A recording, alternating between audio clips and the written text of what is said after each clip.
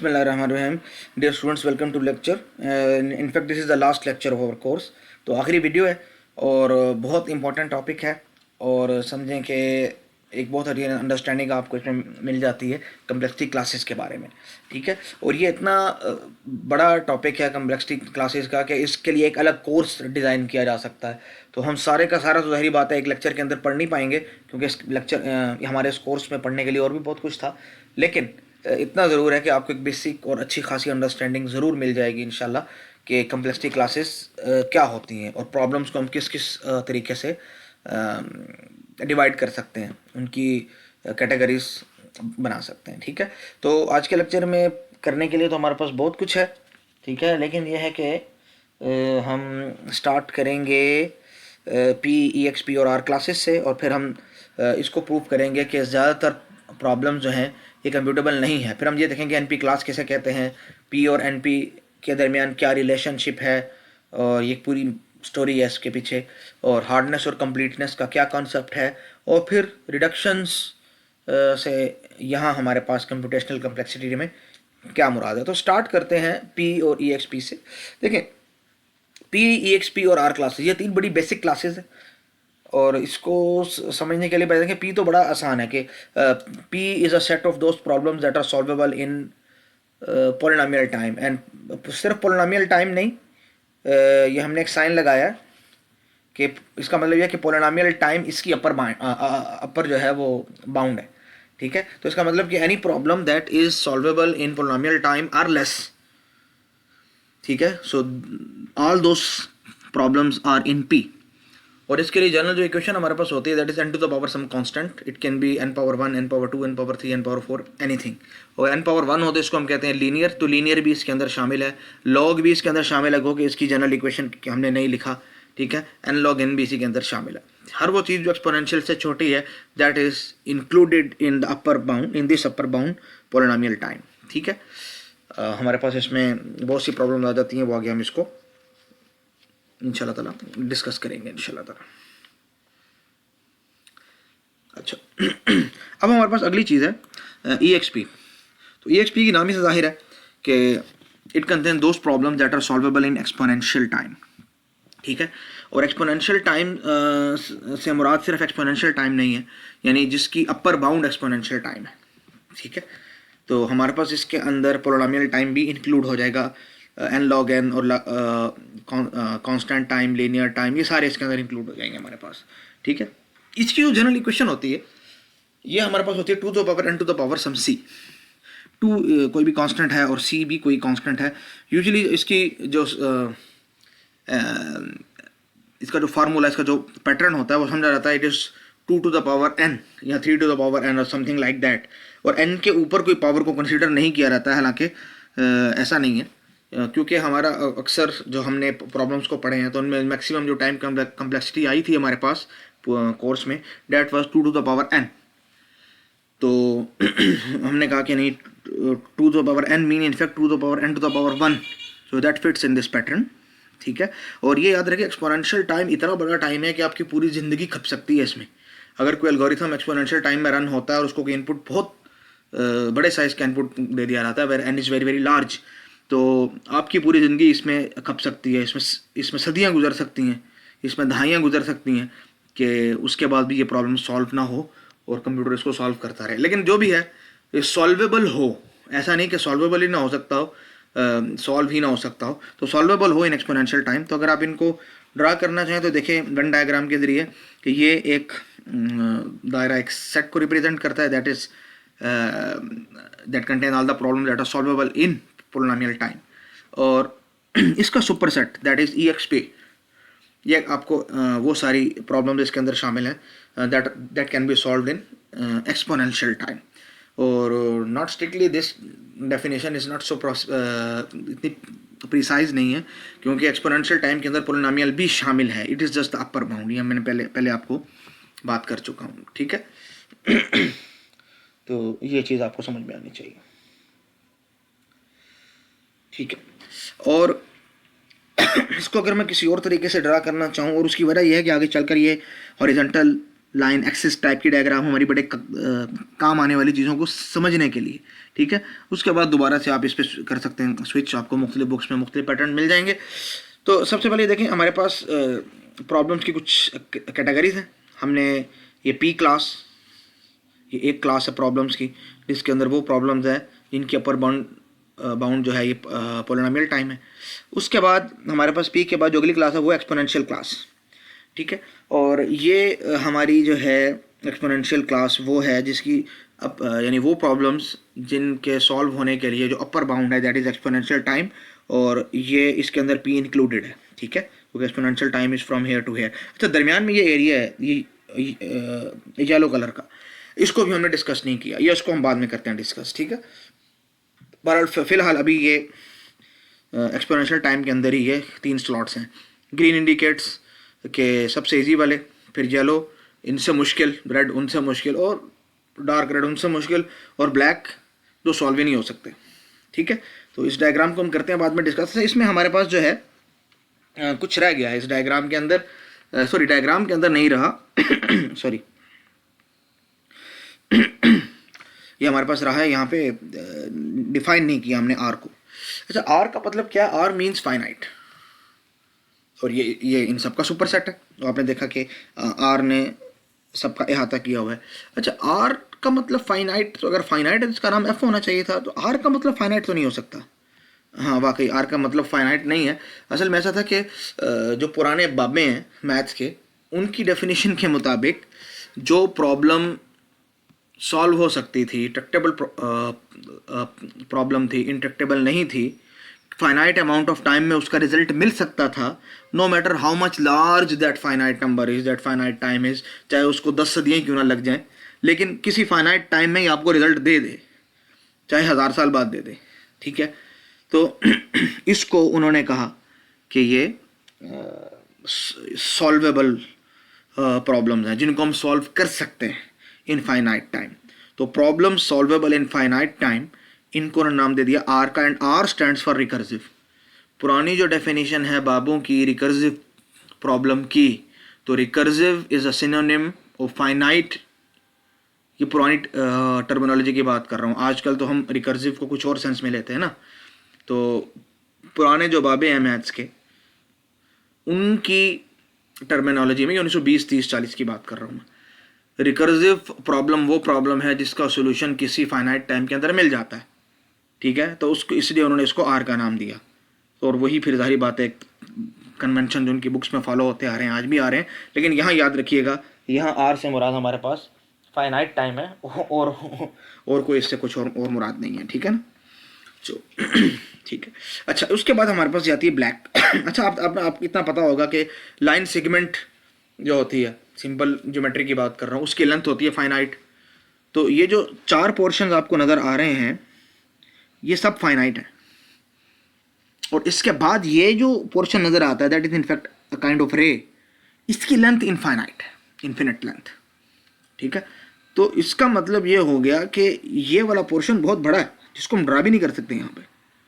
तो ज़्यादातर प्रॉब्लम ऐसे हैं हमारे पास जो सॉल्व नहीं हो सकेंगे, और बहुत कम फाइनाइट नंबर ऑफ प्रॉब्लम्स ऐसे होंगे जो सॉल्व हो सकेंगे, ठीक है। अच्छा, ये हमारा दावा है, इसको हम साबित भी करेंगे स्लाइड नंबर 5 में, लेकिन थोड़ा सा इंतजार करें, उससे पहले हम इनकी कुछ एग्जांपल्स को कर लें डिस्कस।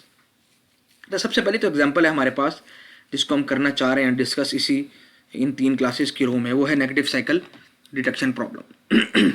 कि आपको एक ग्राफ दिया जाता है, ठीक है, और आपको उस ग्राफ देने के बाद कहा जाता है इसमें आप ये ढूंढें कि इसमें नेगेटिव साइकिल्स हैं कि नहीं, ठीक है। अब आपको उसमें देखना है। अब आप देखें, कोई ऐसा आपको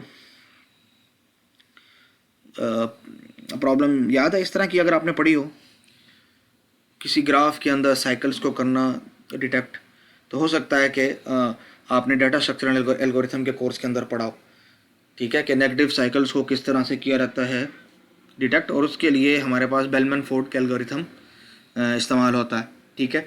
तो बेलमैन फोर्ड के एल्गोरिथम की जो कम्प्लेक्सिटी है that is some polynomial time order of V E, where V stand for vertices and E is the total number of edges, ठीक है।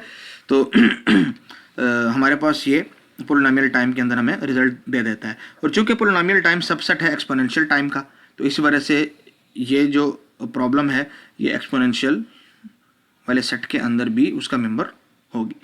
ठीक है, दूसरी प्रॉब्लम हमारे पास है n into n चेस। अब ये n into n चेस जो है, ये प्रॉब्लम असल में है क्या कि आपको n into n, suppose 4 into 4, 5 into 5, 6 into 6, 8 into 8 जो भी है, बस it is n into n, it's a square board. उसके अंदर आपको जो है वो क्या कहते हैं उसको, शतरंज के ऑब्जेक्ट्स क्या होते हैं उनको, मुझे उर्दू में उनका नाम नहीं आ रहा है, उनको क्या कहते हैं, चेस के, लेट मी सी, पीसीज ही कहते हैं इंग्लिश में, तो उसको पीसीज ही कहते हैं, चेस पीसीज। तो जो भी है उसमें वो जो उसकी गिटियाँ होती हैं जिसमें मुख्तलिफ शक्लें होती हैं, तो वो रख दी जाती हैं और आपको कहा जाता है कि भाई ये अरेंजमेंट है, ये n into n chessboard है, बारी जो है ये इसकी है या इसकी है वो भी बता दी जाती है कि ब्लैक वाले की है कि वाइट वाले की है। और अब ये बताइए कि क्या can white win from here, तो आप करेंगे क्या उस सूरत में, आप सारे पॉसिबल केसेस को करेंगे डिस्कस कि अगर यहाँ पे यहाँ मूव करें तो उसके बाद ये सारी मूव्स हैं और उसके बाद ये सारी मूव्स हैं और उसके बाद ये सारी मूव्स हो सकती हैं, ये एक तरफ, फिर जो सेकंड ऑप्शन होगा उसकी तरफ जाएंगे और ये पूरा एक बहुत बड़ा एक्सपोनेंशियल टाइम में सॉल्व होगा ये, लेकिन बहरहाल सॉल्व हो जाएगा। ठीक है, एक्सपोनेंशियल टाइम है हमारे पास, ये अंडरस्टूड है ये ऑलरेडी प्रूव्ड है कि हमारे पास ये पोलिनोमियल टाइम में ये प्रॉब्लम सॉल्व नहीं हो सकती। सो it is a hard problem, it is not an easy problem. ठीक है, तो ये EXP के अंदर सेट तो अंदर होगा, उस सेट के अंदर तो होगा, लेकिन P के अंदर नहीं होगा। ठीक है, क्योंकि हर सुपर सेट अपने सब सेट को कंटेन करता है, लेकिन हर सब सेट अपने सुपर सेट के सारे एलिमेंट्स को कंटेन नहीं करता। तो ये सिंपल जो है सॉरी सेट थ्योरी है। ठीक है, इसके बाद वो प्रॉब्लम आती है जो बड़ी क्लासिकल से एग्जाम्पल है, टेट्रिस, काफ़ी बुक्स में भी इसको डिस्कस किया गया है और बच्चों ने, ऐसा हो नहीं सकता कि अपने बचपन में ये गेम ना खेली हो। आजकल तो ये जाहिर बात है इस गेम कंसोल के ऊपर नहीं आ रही होगी, आजकल तो ये मोबाइल्स में मुख्तलिफ नामों से, ठीक है, और मुख्तलिफ तरह से आ रही होगी। तो ये जो गेम है इसके अंदर क्या है कि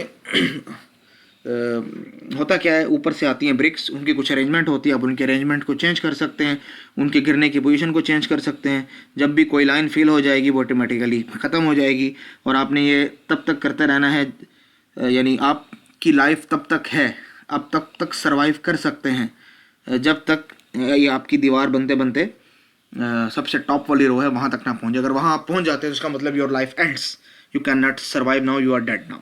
ठीक है, ये जो प्रॉब्लम है ये एक्सपोनेंशियल वो है प्रॉब्लम, लेकिन इसको समझिएगा, ये एक्सपोनेंशियल इस सेंस में है कि हम ये डिफाइन कर रहे हैं कि भाई अगले आने वाले ब्रिक्स ये होंगे ब्रिक्स, सूडो रैंडम जनरेटर है। और सूडो रैंडम जनरेटर आपको पता है कि ये एक्चुअल यानी रियल रैंडम नहीं होता, ये किसी एल्गोरिथम के थ्रू आ रहा होता है और आप उसको प्रिडिक्ट कर सकते हैं। तो लेट्स सपोज आपको बता दिया जाए कि भाई ये इस तरतीब से ये ब्रिक्स आएंगी, तो अब आप जो हैं देख लीजिए, तो आप उसके मुताबिक अपने जो है चॉइसेस को मेक कर लें कि जी इसको इस तरह करना है, इसको इस तरह करना है, इसको इस तरह करना है, ये सारी चीज़ें, तो आप उसको सॉल्व करने की कोशिश करें। तो आपके पास हर स्टेप के ऊपर बहुत ज़्यादा कम्प्लेक्सिटी होगी। क्यों, आप उसको रोटेट करें, उसको दाएं लेके जाएं, बाएं लेके जाएं, उसको नीचे गिराएं, आखिरी सेकंड से पहले उसको कहाँ करना है, शिफ्ट करना है, तो ये सारा एक्सपोनेंशियल टाइम के अंदर ही हो सकेगा, उससे पहले नहीं हो सकेगा। उससे पहले से मुराद कि ये बहुत मुश्किल है कि ये पी टाइम, क्योंकि ये अभी तक प्रूव्ड फैक्ट नहीं है कि whether it can be solved in P time और नॉट, लेकिन by the end of the lecture you will see कि हमारी ओरिएंटेशन इसी तरफ होगी कि it can not B solved in P time, it can be solved in EXP time. ठीक है, तो इसके ऊपर हम मज़ीद बात करेंगे इस टेट्रिस वाली एग्जांपल के ऊपर। तो आगे चलते हैं हमारी आखिरी एग्जांपल पे, द हाल्टिंग प्रॉब्लम। अब ये हाल्टिंग प्रॉब्लम है क्या, तो हाल्टिंग प्रॉब्लम ये है कि if you are given a computer program, say in Python, C, C++, whatever, it doesn't really matter what language you are using because they're all the same in a theoretical sense, हम algorithms की बात कर रहे हैं। ठीक है, तो does a problem a program ever halt? Does it ever stop running, return a result or not? तो ये एक प्रॉब्लम है, हाल्टिंग प्रॉब्लम, ठीक है। और ये बड़े काम की चीज़ है, इट इज़ वेरी हैंडी। यानी आप कुछ कोड लिख रहे हैं और आपने उस कोड को रन किया और वो कोड 5 घंटे तक रन होता रहा और आप ये सोचने पर मजबूर हो गए कि भाई मेरे प्रोग्राम में कोई बग है क्या, कि उस बग की वजह से, उस गलती की वजह से I have been stuck in an infinite loop, या ये कि वाकई मेरा डिज़ाइन इतना बुरा था कि एल्गोरिथम ही बहुत स्लो है, ठीक है। तो इस तरह के प्रॉब्लम को देखने के लिए कि कोई प्रोग्राम कभी हाल्ट होगा कि नहीं होगा, अभी तो चल रहा है 5 घंटे चले 10 घंटे चले, लेकिन कभी वो हाल्ट होगा कि नहीं, कभी वो एंड होगा कि नहीं, ठीक है, या ये हमेशा ऐसे ही चलता ही रहेगा। तो इसका फैसला करना यह है हाल्टिंग प्रॉब्लम। और ये जो प्रॉब्लम है ये आर के अंदर नहीं है, याद रखिएगा। ये halting problem not solvable problem है।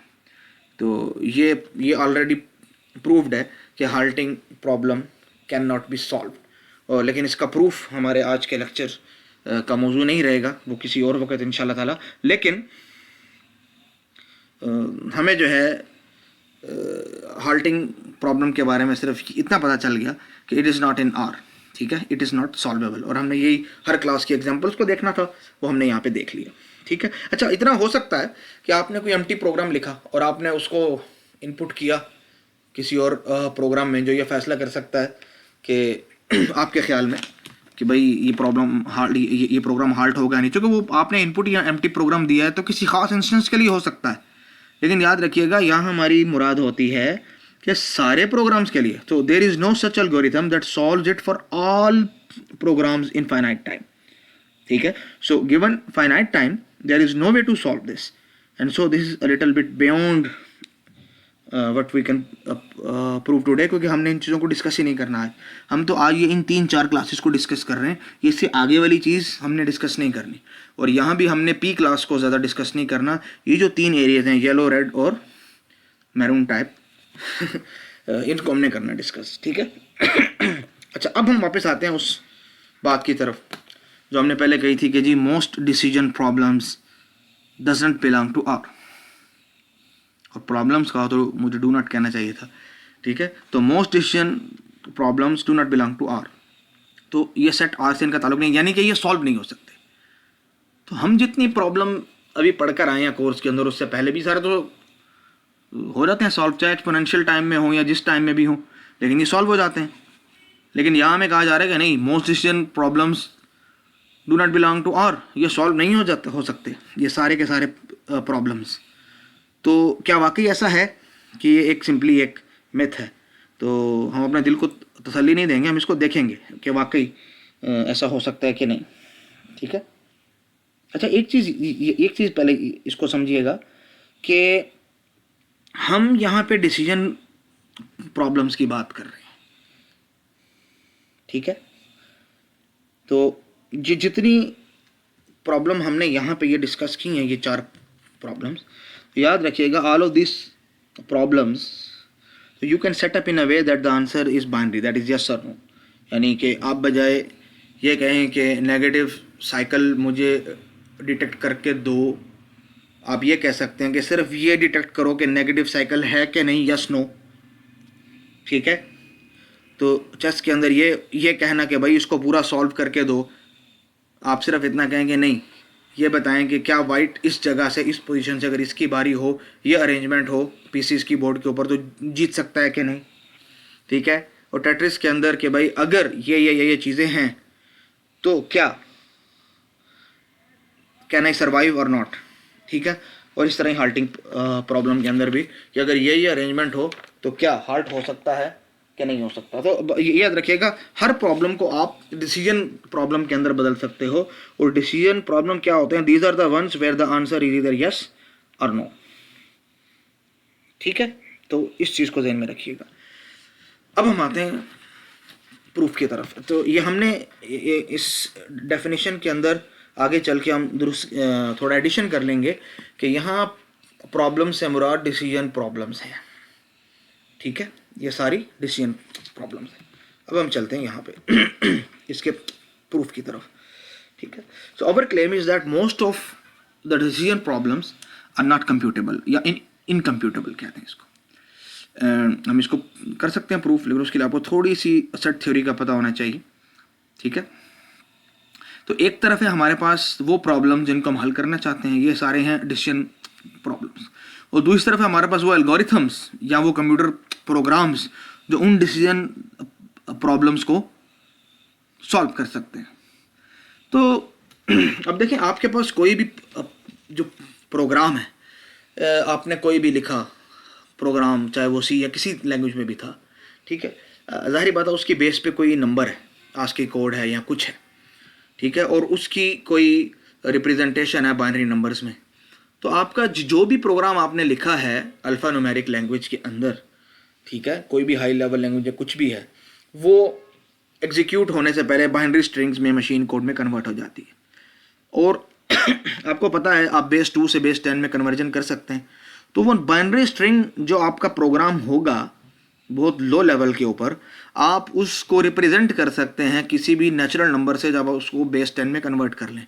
वो natural number sorry from 0 up to infinity कोई नंबर भी हो सकता है, क्योंकि वो बहुत बड़ा नंबर हो, लेकिन आपका कोई भी प्रोग्राम हो, आप उसको नेचुरल नंबर्स किसी एक नेचुरल नंबर की फॉर्म में रिप्रेजेंट कर सकते हैं। आपने 400 लाइन्स का लिखा कोड, 4000 लाइन्स का लिखा, ठीक है, उसकी कोई बाइनरी स्ट्रिंग बनेगी शायद कोई 2 करोड़ लेंथ की, लेकिन वो एक स्ट्रिंग होगा।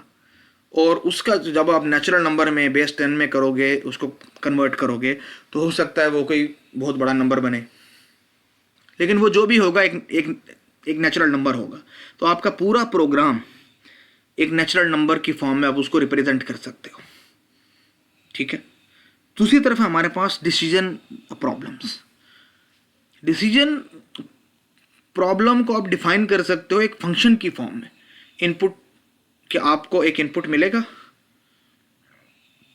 ठीक है, और उस इनपुट को आप यस या नो या 0 1 या ट्रू फॉल्स की फॉर्म में रिप्रेजेंट कर सकते हो। जी ये प्रॉब्लम है और इसमें ये इनपुट है, अब आपने बताना है कि जी ये यस है या नो है, ठीक है। ये सारी कंडीशन के बाद ही ये अरेंजमेंट है, ये बोर्ड की लेंथ है, बारी इसकी है। अब आप बताएं इस सारे इनपुट के बाद कि भाई क्या कैन वाइट विन और नॉट फ्रॉम हेयर, ठीक है। तो ये चीज़ है। तो हमारे पास जो इनपुट है वो जाहिर बात है जो चीज़ भी होगी आप उसको बाइनरी स्ट्रिंग की फॉर्म में रिप्रेजेंट कर सकोगे। कोई इनपुट हमारे पास फाइनाइट ही होता है तो वो एक बाइनरी स्ट्रिंग बनेगा और उसको भी अगेन आप एक नेचुरल नंबर की फॉर्म में रिप्रेजेंट कर सकते हो, और आउटपुट आपके पास सिर्फ 0 या 1 है। तो आप ये कह सकते हो कि आपका जो डिसीजन प्रॉब्लम है वो एक फंक्शन होगा from natural number to binary number, from n to 0 1, ठीक है। और इसको अगर आपने देखा होगा फंक्शंस को आप टेबल की फॉर्म में भी करते हो रिप्रेजेंट। फॉर एग्जांपल आप लिखते हो f(0) is 1, f(1) is 2, f(2) is 4, f(3) is 9। तो जो भी फंक्शन की वैल्यूज़ हैं आप उसको एक टेबल की फॉर्म में बिल्कुल लिख सकते हो।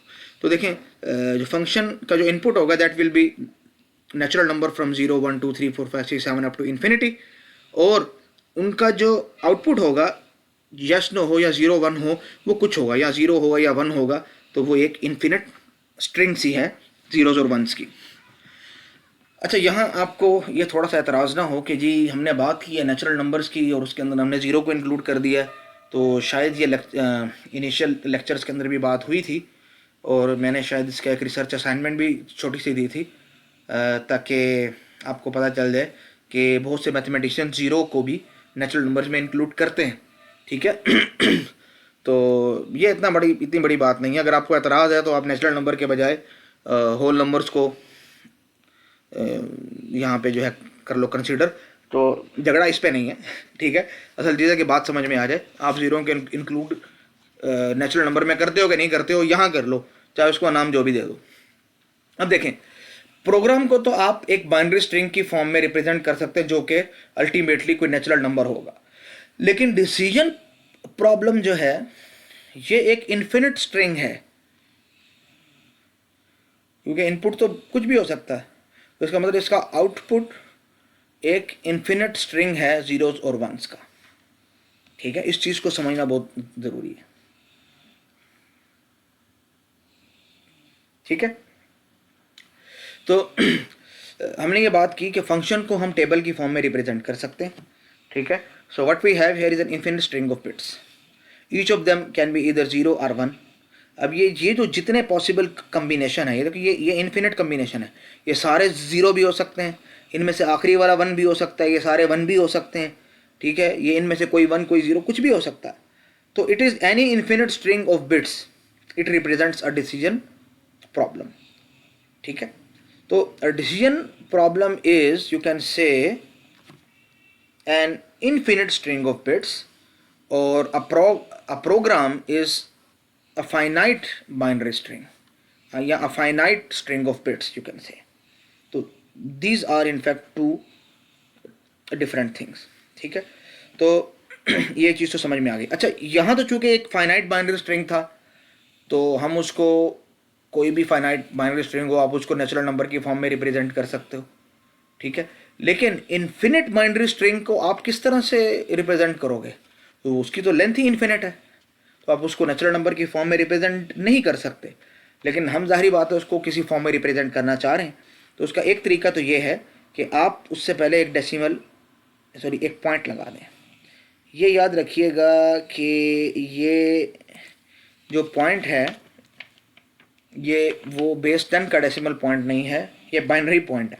तो अब आपके पास देखें 0.0010110 अप टू इन्फिनिटी, ये किसी रियल नंबर को इंडिकेट कर रहा है, और इसकी total possible values from 0 to 1 कोई भी रियल नंबर है। So it is an infinite binary string. ठीक है, जिसके अंदर हमने सिर्फ इसको रिप्रेजेंट करने के लिए हम अगर इस पे बाइनरी पॉइंट लगा दें तो ये किसी रियल नंबर के जरिए उसको रिप्रेजेंट किया जा सकता है। ठीक है, तो इसका और ये टोटल पॉसिबल कम्बिनेशन कितने होंगे?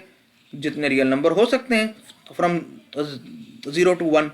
ठीक है, और वो कितने हैं ये हमें ये आपने पढ़ा होगा डिस्क्रीट मैथ्स के अंदर के दो तरह की चीज़ें, एक होता है काउंटेबली इनफाइनाइट और एक होता है अनकाउंटेबल इनफाइनाइट। तो अनकाउंटेबल इन्फिनिट में और काउंटेबल इन्फिनिट में बहुत फ़र्क होता है। ठीक है, तो इन्फिनिटी की भी कई किस्में हैं, तो बाज़ इन्फिनिटी से बड़ी होती है। ठीक है, बहरहाल ये एक अलग टॉपिक है, हम इसके ऊपर इतनी ज़्यादा भी बात नहीं करेंगे। ठीक है, तो basically a decision problem is something in set R, the set of real numbers, where a program is something in set of natural number, या आप कह दें कि non negative integers. And the thing is कि दोनों की अगर cardinality को हम देखें तो the number of real numbers even between 0 and 1, these are far far far far greater than the number of integers. तो इसका मतलब कि हमारे पास जितने डिसीजन प्रॉब्लम्स हैं उतने प्रोग्राम नहीं है उनको सॉल्व करने के लिए, प्रॉब्लम ज़्यादा हैं और उनको सॉल्व करने के लिए एल्गोरिथम या प्रोग्राम बहुत कम है। ये जहन में रखते हुए कि एक प्रोग्राम या एक एल्गोरिथम को किसी ख़ास प्रॉब्लम ही को सॉल्व करने के लिए डिज़ाइन किया जाता है। ठीक है, तो इसका मतलब ये कि हमारे पास डिसीजन की जो प्रॉब्लम्स हैं ये बहुत ज़्यादा, और उनको सॉल्व करने के लिए प्रोग्राम्स जो कंप्यूटर की लिमिट होगी, जाहिर बात है वो नेचुरल नंबर्स ही की होगी, वो बहुत कम है। ठीक है, तो मैथमेटिकली हमारे पास अक्सरियत, या आप समझें कि एक बहुत बड़ी तादाद उन प्रॉब्लम्स की है जो कि सॉल्व नहीं हो सकते। तो साबित हुआ कि most decision problems does not belong to R. ये आर और ये आर फ़र्क है, ये आर रियल नंबर को डिनोट करता है और ये आर जो है ये फाइनाइट या रिकर्सिव सेट को करता है डिनोट। तो इन दोनों के अंदर फ़र्क है। ठीक है, तो इस चीज़ को समझिएगा। ठीक है ना। अच्छा, ये हो गया। ठीक है, अब हम आते हैं आगे स्लाइड नंबर 8 पे। यहाँ देखिए ये हमने यहाँ पे कहा ये है टेट्रिस, ये है हाल्टिंग प्रॉब्लम, और हमने कहा था कि ये दरमियान में ये जो येलो एरिया है ये अलग से, यानी देखिए पी तो ग्रीन एरिया है, ठीक है, और एक्सपोनेंशियल ने ये 3 ब्लॉक्स ले लिए और आर ने ये चारों ले लिए, लेकिन ऐसी कौन सी क्लास है जो पहले दोनों ब्लॉक्स पे मुश्तमिल होगी, ठीक है, ताकि इस येलो वाले पोर्शन को स्पेसिफाई किया जा सके। तो ये अभी तक हमने काम नहीं किया था, ठीक है, बात समझ में आ गई आपको, ठीक है। तो अब हम यहाँ की बात करेंगे, ठीक है। अच्छा तो इसकी डेफिनेशन समझने के लिए आपको कि ये जो एनपी क्लास है ये क्या हो सकता है, ठीक है। तो आपको डायनामिक प्रोग्रामिंग याद हो तो हमने उसके अंदर क्या था कि डायनामिक प्रोग्रामिंग का मतलब है गेस करना, याद आया कुछ, ठीक है। तो this is actually very closely related to something that we have seen with dynamic programming, that is called guessing. तो मैं आपको कुछ डेफिनेशंस एनपी क्लास की दूंगा. These are not our formal definition but in fact high level definition. तो definition ये है कि NP class is a set of decision problem solvable in polynomial time just like P class. यहाँ तक तो ये और पी क्लास बिल्कुल सेम है, ठीक है. So it's going to look very similar to class P, लेकिन अप टू नाउ यहाँ तक. आगे हम जाके इसको चेंज कर रहे हैं, ठीक है. अच्छा एक चीज़ याद रखिए कि ये एनपी जो है ये मैंने देखा कुछ वीडियोस के अंदर भी, तो उन महान टीचर्स ने भी ये समझाते हुए इसको नॉन पॉलिनोमियल कहा है. हालांकि ये देखते हुए कि एनपी के अंदर पी शामिल है तो it can not B non polynomial, ठीक है. तो वो उसके लिए तो एक्सपोनेंशियल काफ़ी था. फिर it is not non polynomial, it is non deterministic polynomial, ठीक है. क्योंकि इसकी डेफिनेशन ये है कि decision problem solvable in polynomial time. लेकिन इसमें नॉन डिटर्मिनिस्टिक का इशू कहाँ पे है, वो वाला पार्ट कहाँ पे है, ये वाया अ लकी एल्गोरिथम. अच्छा ये लकी एल्गोरिथम क्या है, ठीक है. ये एक बड़ी मज़े की चीज़ है. इस पर हम थोड़ा सा टाइम लेंगे कि देखो डेफिनेशन दोबारा देखो. The first line is the same, it is all decision problem you can solve in polynomial time. So it sounds like P, but then there is this extra line via a lucky algorithm. तो अब let me tell you at a high level what a lucky algorithm does, ठीक है. तो a lucky algorithm it can make guesses, but unlike the way that were unlike those guesses that we were making in dynamic programming. क्यों? क्योंकि dynamic programming में यह था कि we had to guess, if we had to guess something we tried all the possibilities and chose the best of them. लेकिन lucky algorithm के अंदर क्या होता है कि the lucky algorithm just needs to try only one possibility out of all the possibilities. क्यों? Because it's lucky. ये गलती करेगा नहीं, ये तो लकी है. तो इसको पहली दफ़ा में ही सबसे बेस्ट चॉइस मिल जाएगी, तो इसको बाकी तरफ जाने की ज़रूरत ही नहीं रहेगी. तो it always guesses the right choice. It's like magic. और इसी वजह से it is not a realistic model of computation, but it is a model of computation called non deterministic model. और नॉन डिटर्मिनिस्टिक मॉडल का यही मतलब है जो मैंने स्लाइड पे लिखा है. तो it is not a real model of computation, it's a model of theoretical hypothetical computation, ठीक है. You will give it a list of choices and somehow a choice is determined, the best choice, the actual choice is determined by magic, and that magic is the non-deterministic magic. The algorithm will tell you either the result is yes or no. It gives you an output and the guesses are guaranteed, and this is the magic part. The guesses are guaranteed to lead to a yes answer if possible. अच्छा इसका मतलब क्या है, देखो इसका मतलब ये है, just imagine the space of execution of this program. You start here, अब यहाँ से शुरू करते हैं, and you make some guesses, ठीक है. आपको नहीं पता यहाँ से कहाँ जाना है. तो डायनामिक प्रोग्रामिंग के अंदर हम सारे गेसेस को देखते हैं और उनमें बेस्ट वन को चूज करते हैं. यहाँ क्योंकि यहाँ मैजिक हो रहा है, यहाँ जादू हो रहा है, ठीक है. एल्गोरिथम बहुत लकी एल्गोरिथम है. ये कहता है मैं जो भी चॉइस इख्तियार करूंगा, जो भी रास्ता इख्तियार करूंगा, वो वही मुझे रिजल्ट तक लेके जाएगा अगर रिजल्ट मौजूद है. एट द एंड कहीं। तो if there is a yes out there, तो ये हर स्टेप के ऊपर जो चॉइस मेक करेगा वो आपको यस तक ले जाएगी। दूसरी सूरत यह है कि कहीं यस है ही नहीं, तो इसलिए लिखा इफ़ पॉसिबल। ठीक है, so at the start you don't know which way to go, so in dynamic programming we try all of them, but this algorithm doesn't try all of them. So you can make some choice and then you can make some other choice and then you can make some other choice at every step, and some of these things will lead to a yes and some of these will lead to a no.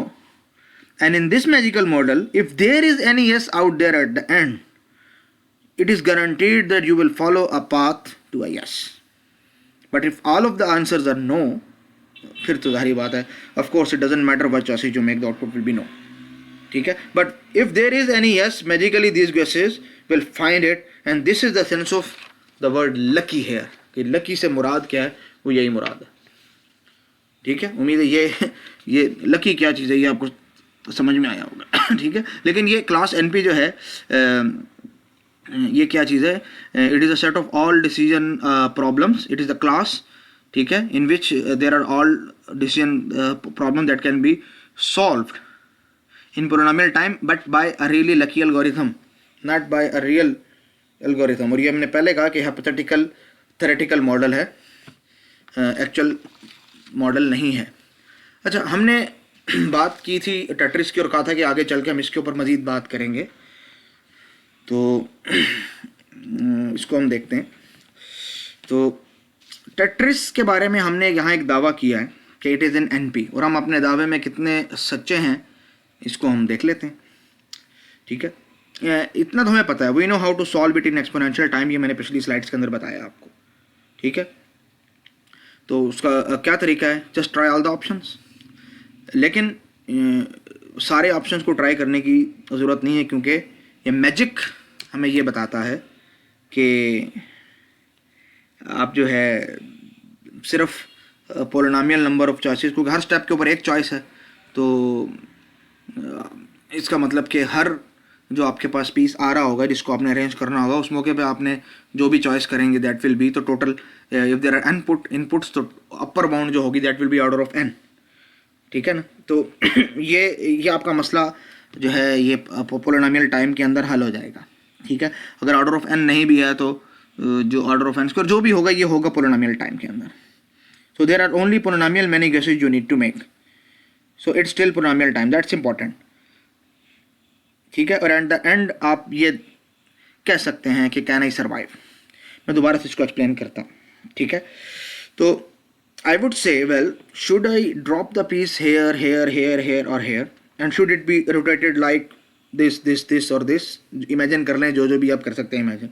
ठीक है, I don't know, so I guess and I place that piece, then I make another guess where to place the next piece, then I make another guess where to place the next piece. ठीक है, and I implement the rules of Tetris which are if there is a full line it clears. ठीक है, तो I figure out where these things fall. तो ये सारी चीज़ें, ठीक है, ये बात समझ में आ गई।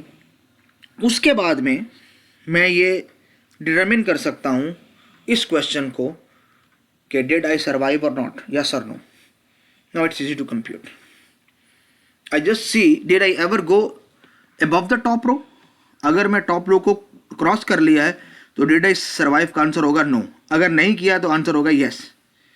So what this model says that if there is any way to survive, if there is any way to get to a yes answer to this question, can I survive, my guess will find it magically in this model. So therefore Tetris is in NP. अच्छा, इसके बजाय अगर अपना question बदल देते कि did I die, और algorithm को हम कहते कभी मुझे बताओ क्या मरने का कोई तरीका है, तो वो कहता भी डेफिनेटली है, सबसे आसान तरीका तो इसमें मरना ही है। सर्वाइव करना मुश्किल होता है इस गेम में, मरना तो बहुत आसान होता है।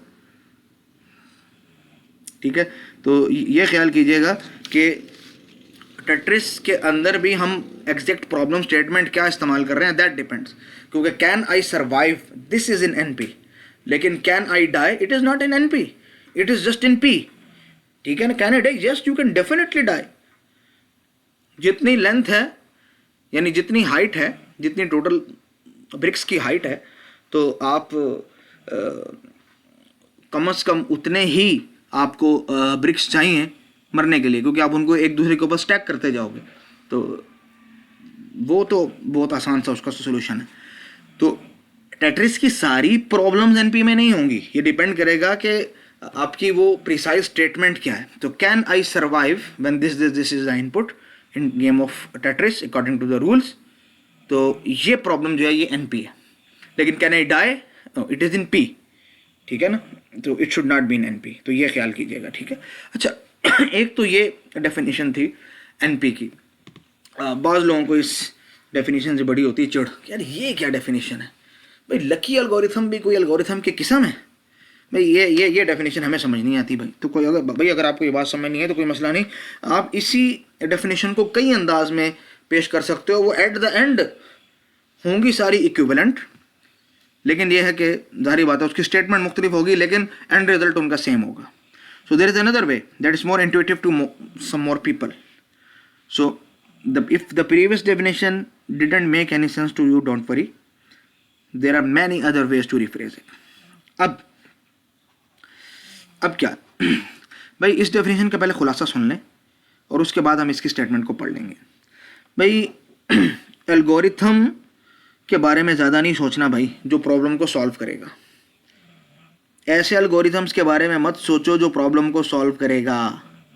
ऐसे एल्गोरिथम के बारे में सोचो जो ये चेक करेगा कि अगर आपने कोई सोल्यूशन दिया है वो सही है कि नहीं। Don't think so much about algorithms for solving a problem, just think about algorithms for checking the solution to a problem. ये देखें, काम करने के बजाय उसको चेक करना आसान होता है। So it's usually a lot easier to check than to solve it in the first place. और एनपी का काम ही यही है। एनपी कहता है भाई ये सॉरी, एनपी क्लास वो क्लास है जिसके अंदर वो प्रॉब्लम्स हैं कि हम उनकी ये बात नहीं करते कि वो पोलिनोमियल के अंदर टाइम के अंदर सॉल्व हो रहे हैं कि नहीं। हम ये बात कर रहे हैं कि वो पोलिनोमियल टाइम में वेरीफाई हो सकते हैं कि नहीं। भाई अगर उनका सोल्यूशन पोलिनोमियल टाइम में वेरीफाई हो सकता है तो that is in NP class. ये बात है, दैट कैन बी वेरीफाइड। तो वहाँ ये सॉल्वेबल के बजाय हम वेरीफाइड का लफ्ज़ इस्तेमाल कर लेते हैं, ठीक है। So decision problems that can be verified in polynomial time, that they belong to NP class, ठीक है। उम्मीद है अब थोड़ा बहुत आइडिया आपको हो गया होगा ये क्या चीज़ है। तो think of decision problem and think about if you have a solution. अच्छा सपोज इस गेम टेट्रिस की बात करते हैं, ठीक है। यही एग्जांपल ले लेते हैं ताकि हमें आसानी से समझ में आ जाए कि हम कहाँ पे बात कर रहे हैं, ठीक है।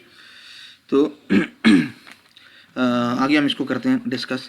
तो NP is the set of decision problems with solutions that can be checked और वेरीफाइड, और you can convince the checker algorithm या वेरीफायर कि आपका सोल्यूशन ठीक था इन पोलिनोमियल टाइम।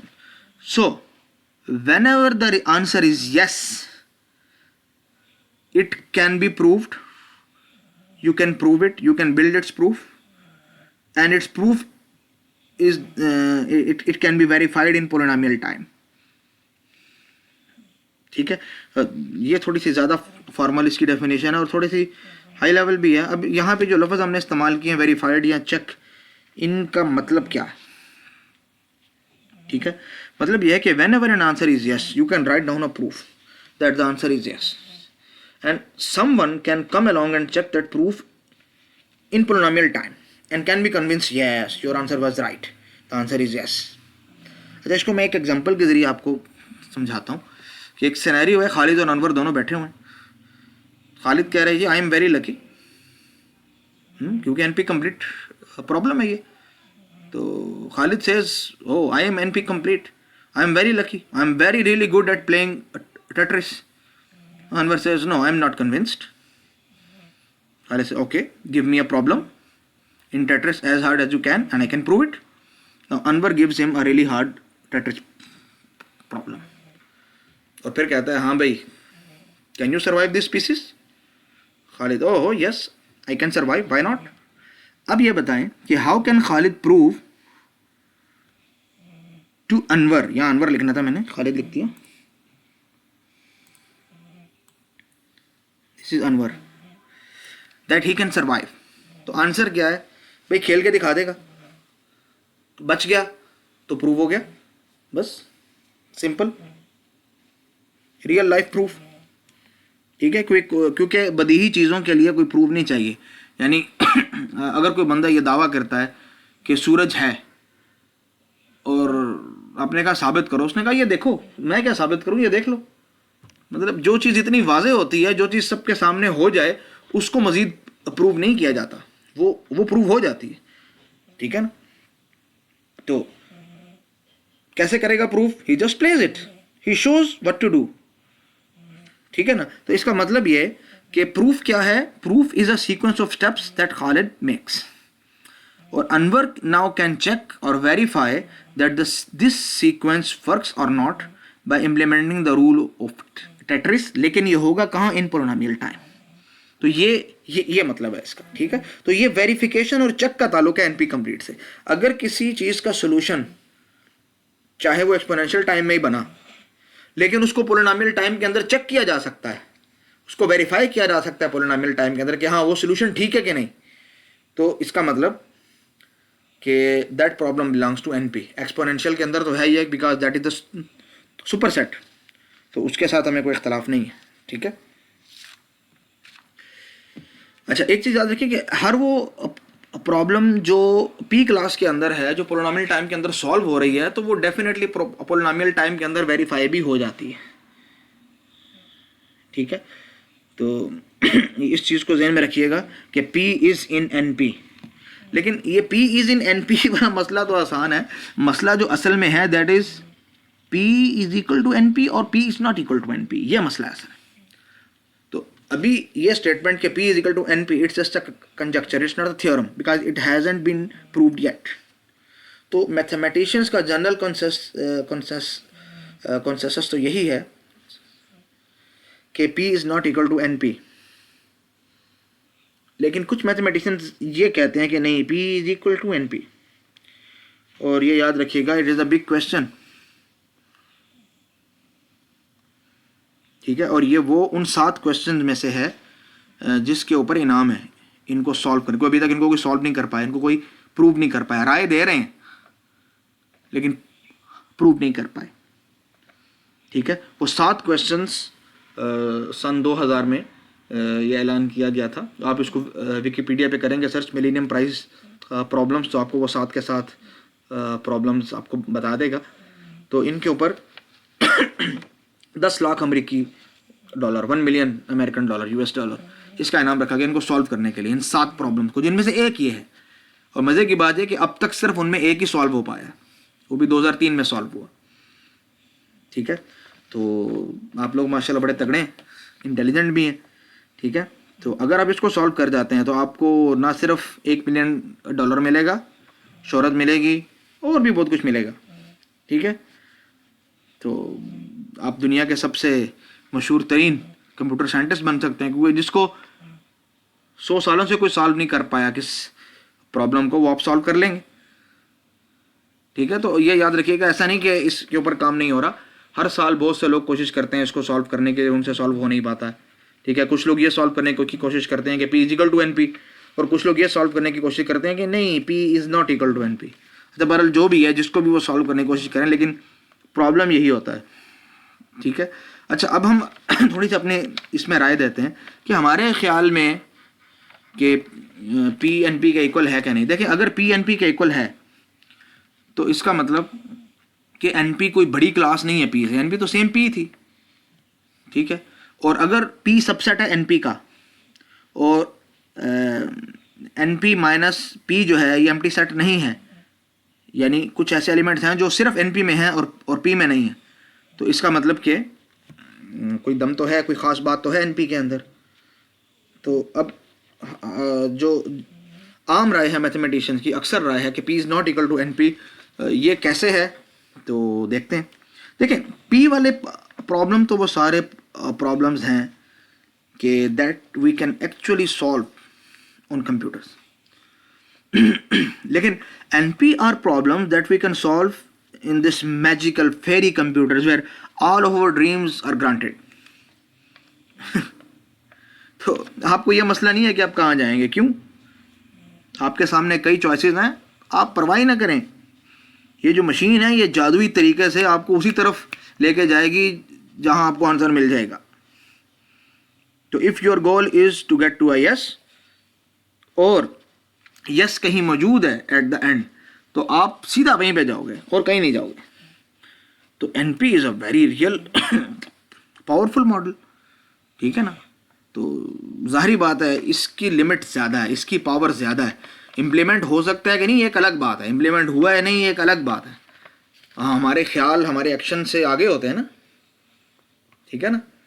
तो हमारा ख्याल में तो हम वो बहुत से काम कर सकते हैं जो हम एक्शन से नहीं कर रहे होते। तो जो चीज़ ख्याली है जो इम्प्लीमेंट नहीं है, तो ख्याल में तो हम बहुत दूर तक जा सकते हैं। तो उस मशीन के ऊपर अगर हम कोई चीज़ रन करेंगे तो that will be more powerful machine, ठीक है ना। हाँ, ये और बात है कि हम अब तक इसको प्रूव नहीं कर पाए हैं, ठीक है। हम ये इस तरह के दावे बहुत करते हैं, तो अगर आप इसको प्रूव कर लेते हैं तो बड़ी बात है, ठीक है।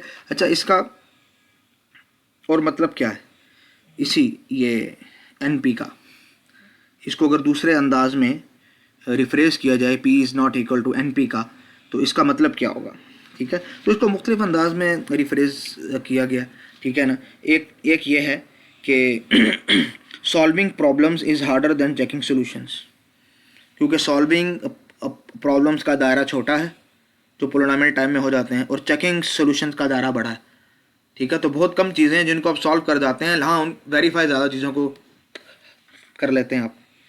तो solving problems is harder than checking solutions, या आप ये कहते हैं कि जनरेटिंग सॉल्यूशंस और proofs of solutions can be harder than just checking them या वेरीफाइंग देम।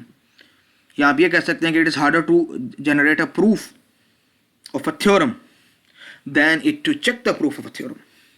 और हम सारे ये जानते हैं कि थ्योरम के प्रूफ को चेक करना इतना मुश्किल नहीं है, थ्योरम को साबित करना ज़्यादा मुश्किल होता है, क्योंकि उसके लिए आपको इंस्पिरेशन चाहिए, आइडियाज़ चाहिए, आपको इंटेलिजेंट किस्म के जो है ना गेसेस चाहिए, और बेहतरीन किस्म के वो लॉजिकल मॉडल्स चाहिए, तब कहीं जाकर आप चीज़ को कर सकते हैं प्रूव।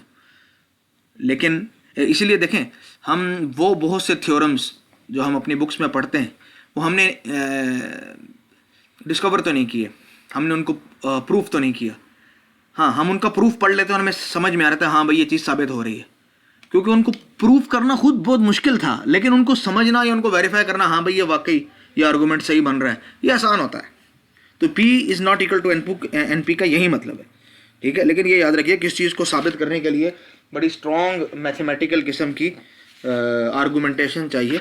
तो P is equal to NP या P is not equal to NP, इसके ऊपर सवालिया निशान खड़े हैं अभी भी, ठीक है ना। अच्छा, सपोज हम कहते हैं कि P is not equal to NP, तो अगर P NP के इक्वल नहीं है तो इसका मतलब P is a subset of NP, so it means there is something in NP minus P।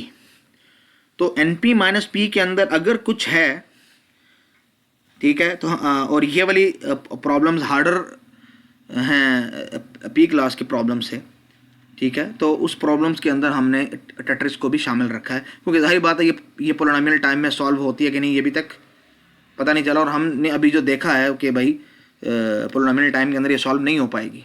हाँ, वेरीफाई हो सकती है, सॉल्व नहीं हो पाएगी। तो ये इस क्लास से ताल्लुक़ रखता है। So it is one of the hardest problems in NP। So Tetris को हम कह सकते हैं इट इज़ NP हार्ड। तो देखें ये NP है, इसके अंदर कुछ वो प्रॉब्लम्स हैं जो कि हार्ड नहीं है, ठीक है।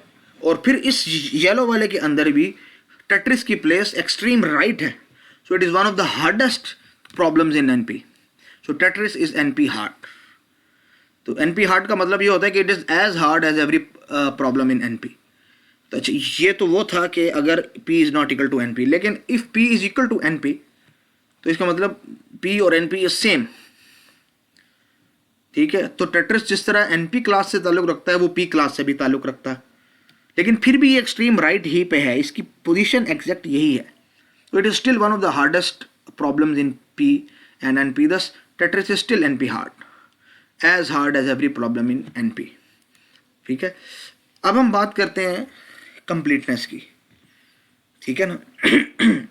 हम कहते हैं टेट्रिस इज एनपी कंप्लीट। अच्छा, एनपी कंप्लीट का दो मतलब है। एक तो ये कि it is NP hard, that we have already talked about, it is as hard as every problem in NP. और दूसरा ये कि टेट्रिस इज इन एनपी, ये याद रखिए, दो अलग अलग बातें हैं। इसीलिए कि अभी तक आपको ये नहीं बताया कि एनपी हार्ड की लिमिट क्या है।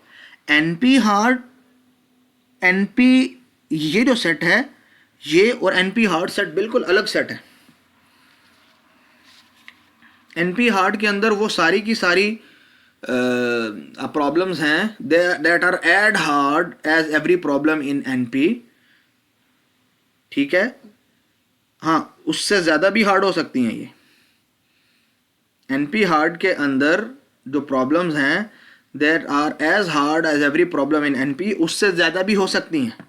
तो उसकी एग्जैक्ट जो वो होगी, डायग्राम बनेगी, वो मैं अगली स्लाइड के अंदर आपको बताता हूँ। लेकिन अभी आप ये समझें कि एनपी कंप्लीट वो होगा, एनपी कंप्लीट क्या होगा, अगर कोई प्रॉब्लम ऐसी है जो सेट एनपी और एनपी हार्ड के इंटरसेक्शन वाले सेट में आ रही है, तो that will B NP complete.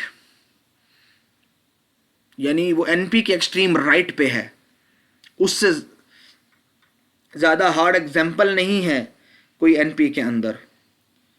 ठीक है, और वो है एनपी के अंदर और एनपी हार्ड भी है। एनपी हार्ड मतलब इसके आगे सारी चीज़ें। एनपी हार्ड क्या चीज़ है मैं आपको यहाँ बता ही देता हूँ। ठीक है, तो मैं ऊपर की तरफ इसको करता हूँ ड्रा। तो दिस इज एनपी हार्ड। ठीक है, जहाँ एनपी की लिमिट ख़त्म होती है वहीं पे एनपी हार्ड शुरू होती है। तो अगर कोई प्रॉब्लम ऐसी है जो कि इस बाउंड्री के ऊपर है कि वो प्रॉब्लम एनपी में भी है, चाहे उसके एक्सट्रीम राइट पे क्यों ना हो, और एनपी हार्ड भी है, यानी that is as hard as every problem in NP, कि कम से कम उतनी हार्ड तो है जितनी एनपी की कोई प्रॉब्लम हो सकती है, उससे ज़्यादा भी हो सकती है। तो ऐसी प्रॉब्लम्स जो उतनी हार्ड हैं जितनी एनपी की कोई हार्डेस्ट प्रॉब्लम हो सकती है, और उससे ज़्यादा जो हार्ड है उन सबको एनपी हार्ड कहते हैं। और एनपी प्रॉब्लम जो है वो ये है। तो उस बाउंड्री के ऊपर और भी बहुत सी हैं, सिर्फ ये एक टेट्रिस की एग्जांपल नहीं है, और भी बहुत सी एग्जांपल्स हैं। ठीक है, लेकिन फिलहाल हम सिर्फ इस एक एग्जांपल को यहाँ पे कर रहे हैं डिस्कस, नहीं तो बहुत सारी एग्जांपल है यहाँ पे कि जो कि इस एनपी कंप्लीट के अंदर आ रही हैं, इस बाउंड्री के अंदर। ठीक है, तो जो प्रॉब्लम इन दो सेट्स के अंदर पाई जाएगी that will be called NP complete. और हम इसको एक्सटेंड भी कर सकते हैं आगे कि जिस तरह एनपी कंप्लीट और एनपी हार्ड है, तो इस तरह ईएक्सपी कंप्लीट यानी एक्सपोनेंशियली कंप्लीट और एक्सपोनेंशियली हार्ड प्रॉब्लम्स भी होती हैं। ये वो प्रॉब्लम्स होती हैं that are as hard as the hardest problem in EXP and that are also included in EXP. जैसे कि वो चेस्ट वाली एग्जांपल थी जो हमने अभी उसको पढ़ा। ठीक है, तो वो इसके अंदर आ जाएगी। ठीक है, अच्छा, अब ये बात तो हो गई। अच्छा, इसके अलावा सॉरी, लेक्चर ख़त्म होने वाला है, थोड़ा सा लंबा हो गया, लेकिन परेशान ना हो, ये चीज़ बड़ी इंपॉर्टेंट है। अच्छा, ये वाला जो पोर्शन है ये अभी तक डिसाइड नहीं हो पाया, और उसके ऊपर आपको पता $1 मिलियन का इनाम, और उसकी डिटेल हम पीछे बात करके आ गए हैं। लेकिन याद रखिएगा आज हम इसको डिस्कस तो नहीं कर रहे कि we don't know about this too कि whether NP is equal to EXP और नॉट। उसकी वजह यह है कि एनपी के प्रॉब्लम वो हैं जो पोलिनोमियल टाइम में वेरीफाई हो सकते हैं, लेकिन वो सॉल्व भी पोलिनोमियल टाइम में हो सकते हैं कि नहीं ये पता नहीं है। अगर वो हो जाते हैं तो उस सूरत में ये एनपी और पी बराबर हो जाएंगे, और अगर वो नहीं होते तो उस सूरत में इसका मतलब कि वो एक्सपोनेंशियल टाइम में हो जाएगा, तो NP will be equal to EXP. तो ये पॉसिबिलिटीज़ हैं। तो इस तरह ये एक क्वेश्चन है, ये भी क्वेश्चन है जो अभी तक हल नहीं हो पाया। ये और बात है, इस पर $1 मिलियन का इनाम नहीं है। ठीक है, तो इतनी मोटिवेशन आपको नहीं मिलेगी इस क्वेश्चन को सॉल्व करने के लिए, लेकिन ये एक क्वेश्चन है। ठीक है, तो उम्मीद है ये कुछ थोड़ा बहुत समझ में आया होगा। अच्छा, अब आज का आखिरी टॉपिक, रिडक्शंस। रिडक्शंस क्या होते हैं भाई? Reductions are actually a way to design algorithms. ठीक है। और ये याद रखिएगा, हमने शायद पहले इस्तेमाल भी किए हो लेकिन हमने उसका नाम ना लिया हो, ठीक है। लेकिन अगर नहीं भी किया तो अभी थोड़ा सा समझ में आ जाएगा। जैसे कि आपने सुना होगा ग्राफ रिडक्शन, ठीक है। तो एग्जांपल इसकी क्या हो सकती है कि देखें, आपके पास एक अनवेटेड शॉर्टेस्ट पाथ है,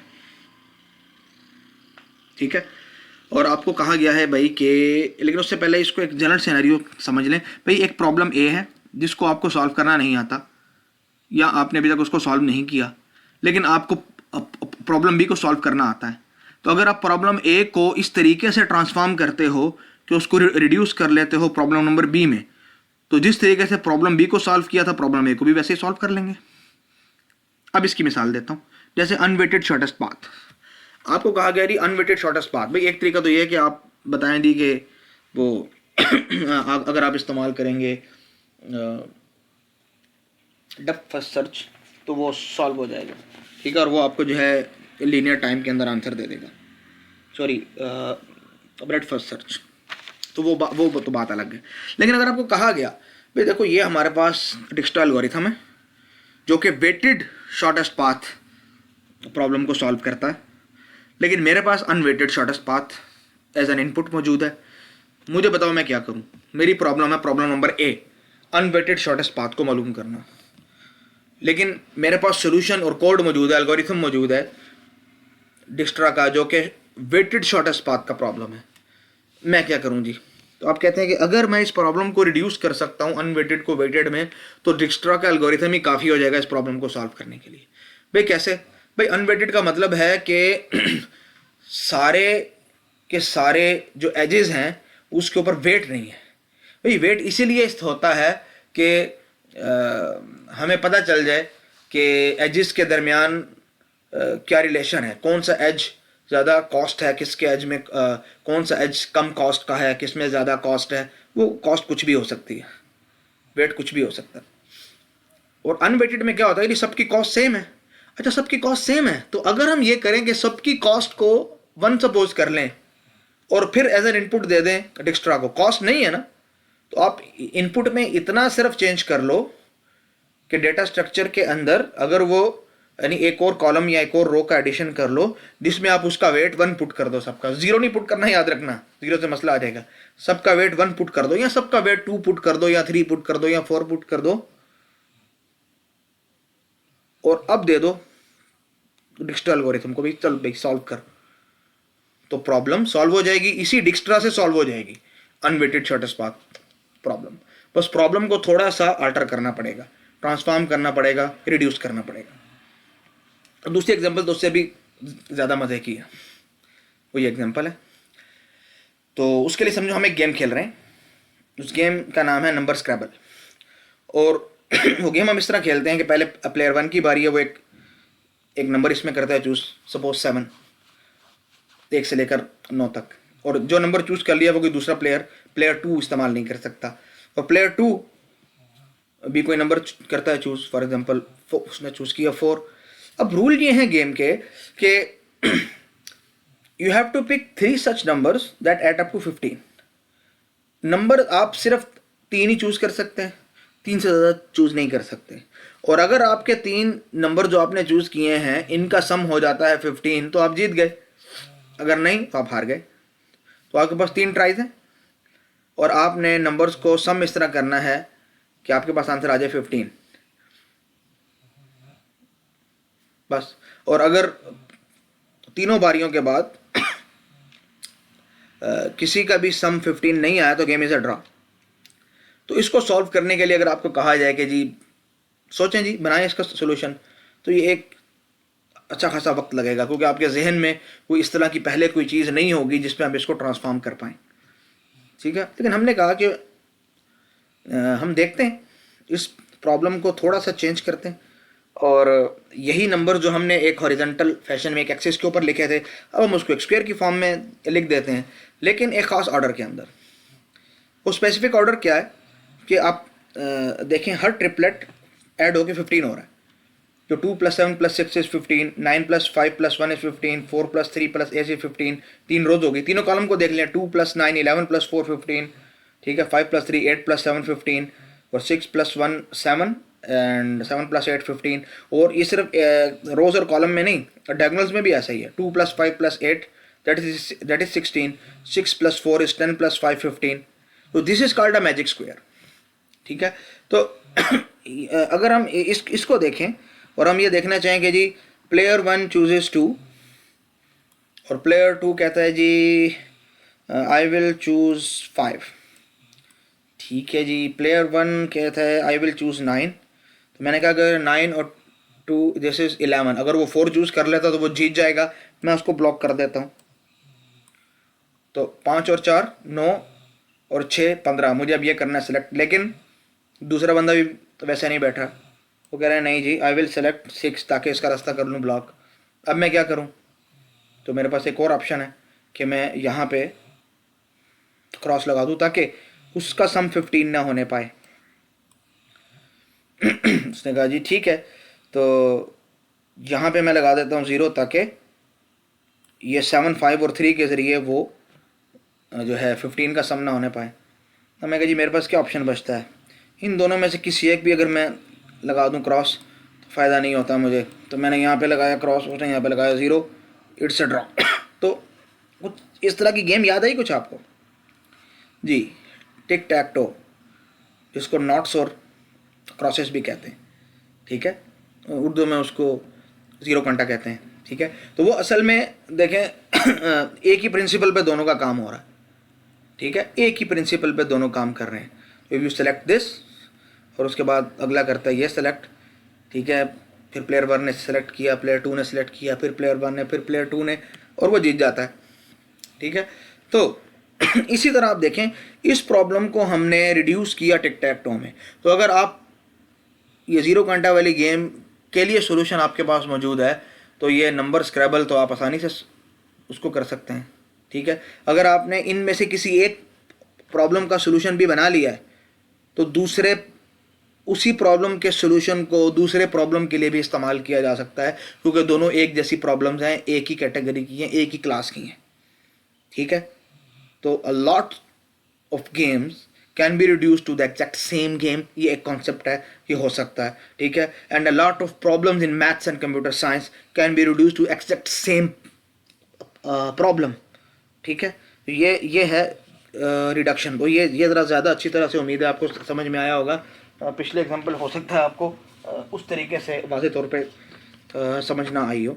तो in short, if two problems can be reduce to the same problem so they can be solved by the same strategy।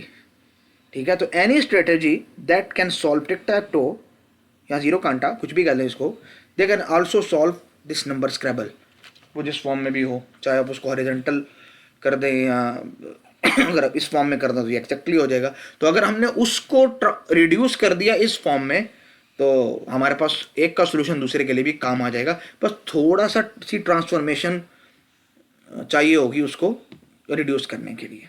ठीक है, तो जी अल्लाह ताला के फजल से हमारा लेक्चर भी ख़त्म हुआ और हमारा कोर्स भी ख़त्म हुआ।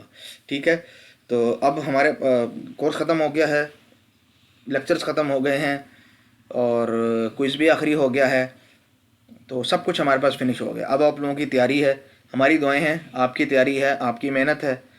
तो बहुत दुआओं के साथ आपको रुखसत करता हूँ और आप लोगों से भी दुआओं की दरख्वास्त करता हूँ। और एक और इल्तिजा आखिर में कि भाई I'm सॉरी, हमारे पास इस वक्त हालात ऐसे हैं कि कोरोना की वबा ख़त्म नहीं हुई। ठीक है, उसकी दूसरी लहर आई और अंदेशा है कि मार्च के एंड में या मार्च में उसकी तीसरी लहर भी आएगी। बहरहाल आए ना आए, ख़तरा है इंसानी जान को, लोग जो है मर रहे हैं। ठीक है, मैं ख़ुद एडमिट रहा हूँ कोरोना की वजह से, मेरी वालदा एडमिट रही हैं, मेरी घर वाली, हम तीनों जो है कोरोना के पेशेंट्स है। तो ऐसा नहीं है कि कोरोना नहीं हो रहा, और हमारे बहुत से स्टूडेंट्स भी हैं जिनसे रब्ता हुआ, वो भी बता रहे थे कि वो बेचारे भी एडमिट रहे हैं। तो ये कोई ऐसा मिथ नहीं है, ये एक एक्चुअल पेंडेमिक है, वबा है जिसमें लोग मुब्तला हुए हैं और लोग फौत भी हुए। हमने अपनी आंखों से हॉस्पिटल में जहाँ हम एडमिट थे जनाजे उठते हुए देखे हैं। और एक वक्त तो वो था कि जगह नहीं थी तो उन्होंने बरामदों के अंदर घर की चारपाइयाँ बिछाई हुई थी ताकि उनका इलाज हो जाए। और ये प्राइवेट हॉस्पिटल्स की बात कर रहा हूँ, सरकारी अस्पतालों का तो पूछे ही मत। तो भैया अपनी जान की हिफाजत करो।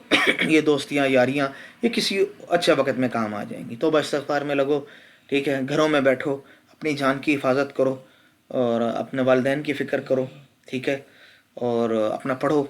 इससे ज़्यादा मौका नहीं मिलेगा पढ़ने का। बाहर की एक्टिविटीज़ बेटा बिल्कुल मत रखो, ठीक है ना। जान से ज़्यादा कीमती हमारे पास क्या है? जान और ईमान से ज़्यादा कीमती है हमारे पास, ठीक है।